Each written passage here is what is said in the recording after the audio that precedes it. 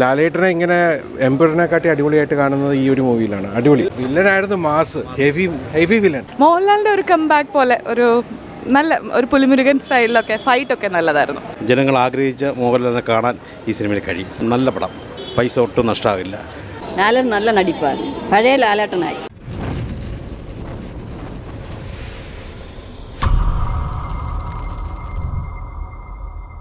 നല്ല മൂവിയാണ്. എല്ലാം ലാലേട്ടൻ്റെ ആക്ടിങ് ഒക്കെ ഹെവി, ഒന്നും പറയാനില്ല. നല്ല പടം, നല്ലതായിട്ടുണ്ട്. നല്ല നല്ല നല്ല മൂവി. പിന്നെ ഇത് ലാലേട്ടനെ ഇങ്ങനെ എംപറിനെ കാട്ടി അടിപൊളിയായിട്ട് കാണുന്നത് ഈ ഒരു മൂവിയിലാണ്. അടിപൊളി വില്ലനായിരുന്നു, മാസ് ഹെവി വില്ലൻ. ഭയങ്കര നല്ലതാ. കൊള്ളാം കുഴപ്പമില്ല. നല്ലതായിരുന്നു. എല്ലാം നല്ലതായിരുന്നു.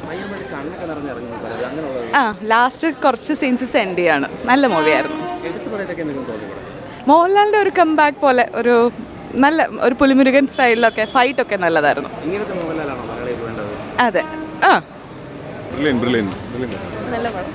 അടിപൊളി സിനിമ, അടിപൊളി പൊളിച്ച്. എംപറിനെക്കാട്ടിലും മച്ച് ബെറ്റർ. നല്ല പടമായിരുന്നു.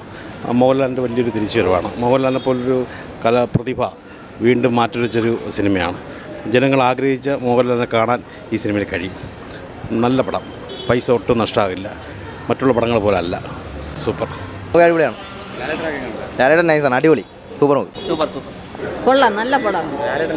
ലാലേട്ടൻ നല്ല നടിപ്പാണ്, പഴയ ലാലേട്ടനായി. സൂപ്പർ പടം. ഇനി കാണാൻ താല്പര്യമുണ്ടോ? ഇനിയും ഉണ്ട് കാണാൻ, ഇനി കൂടെ കാണാൻ പറ്റും.